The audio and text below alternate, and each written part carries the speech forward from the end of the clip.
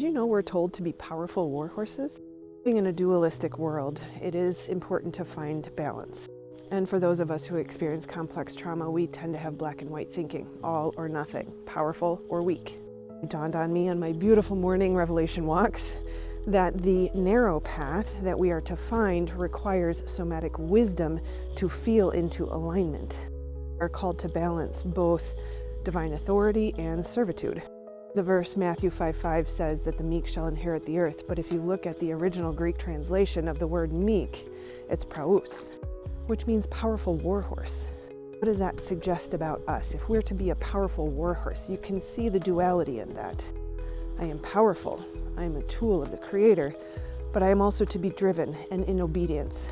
Not obedience for the sake of do what I say because I say so, because I want to show you how powerful I am, but rather like a gentle, loving parent says to their child, don't go into the lion's den because I know you're going to get hurt and I'm trying to protect you. Unfortunately, some leaders in the organized religion sphere has distorted the message of Christ and our power and authority, our ability to manifest and or co-create within the purpose that God has for our life. In order to assert that power and control, they required a God who was vengeful, who would test you for the sake of fun or proving to the enemy that he could. You restore your relationship to the Spirit of the Creator that lives inside of your body, and you become discerning and you take all of these questions to God, you will receive the same guidance that I have. And that is, it was a lie. Go back to being a powerful warhorse. We take back our authority from the lies, from the stories that we've been told. We have been promised that we will crush the enemy under our feet. And learning how to do that requires the somatic wisdom and guidance of your body that helps you feel into the alignment of your power and authority. And let me tell you, it's a difficult thing to navigate because ego so easily can edge God out. And yet any lack of confidence and certainty and wielding of that power and authority also debilitates us. So we can use that powerful warhorse as an example. What would it feel like to know that I am powerful, to know that I am strong? If I'm a powerful warhorse, I'm probably one of the fastest, one of the strongest, one of the most capable, not for the sake of ego, again, elevating myself above others, but rather just a realization of your original design, which we all have. You can see how nuanced this conversation gets. Dancing the fine line, the narrow path. And I'll tell you, my mind can't see when it's gone too far left or too far right. I feel it. It's a felt sense in your body. That is the somatic wisdom of the Spirit of the Creator that lives inside your body. Now, this is where the conversation around trauma comes in, because if you've had any level of traditional trauma, big T, or little trauma, which I don't know why they call it little because it's actually harder, complex trauma, you will likely struggle with some level of questioning, doubt, self-doubt, fear about yourself, the world, or people around you. Body keeps the score, which means that lives inside of you, which means no matter what you do with your mind, your prefrontal cortex, you're going to struggle to embody the certainty necessary to wield your divine power and authority. But that's why God gave us trauma spotting.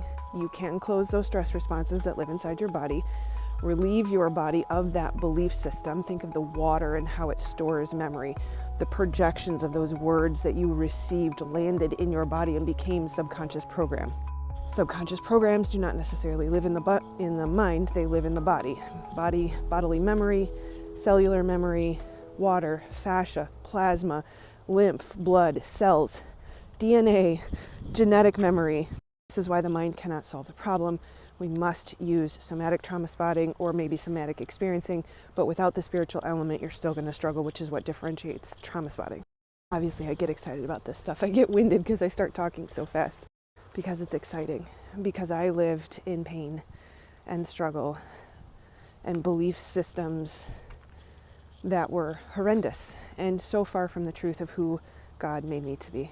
And this goes for you too. Every single one of us, if we turn our eyes on God, if we ask for healing, if we unify with the Spirit of the Creator that lives inside of the body, the healing is possible.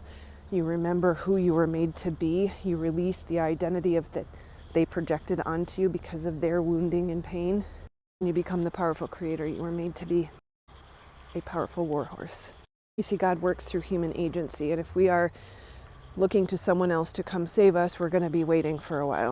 But in that moment when we recognize we are one with the Creator and that anything is possible, infinite potential is available to us through our relationship with the Creator, we can start to heal, take our power back, and step into the life of abundance, the abundance birthright that was promised to you. Not to mention taking the keys of the kingdom back and creating heaven on earth. We get to return to Eden. And I do believe in my lifetime, which means yours too. Do whatever it takes to learn. You can use somatic experiencing. If you like my message, come check out Trauma Spotting. I'm going to do a free training on October 3rd, really explaining the 3 secrets or steps to doing this. That is 1, find your hidden blocks, aka unhealed trauma, whatever you resonate with as far as a term. 2, discerning the somatic wisdom of the body. We have to learn to separate from the voice of trauma and the Holy Spirit that lives inside of you. And 3, becoming the powerful creator you were made to be. You could call it godly manifestation, you can call it co-creation, whatever you like, but you are powerful. It is our responsibility to learn how to use that power that we were given. We are constantly creating all the time. We are creators, made in the image and likeness of our Creator. Which means if you're not aware of what you're creating, you're accidentally recreating on autopilot more of the same. You no longer have to struggle. We have crossed the line into a new timeline. It is time to thrive. No more striving. So join me on the 23rd. Link is wherever links are found. It is free. I will do my best to help you as best I can in an hour or 2. I will be doing live Q&A after, so if you have questions, I'll see you there.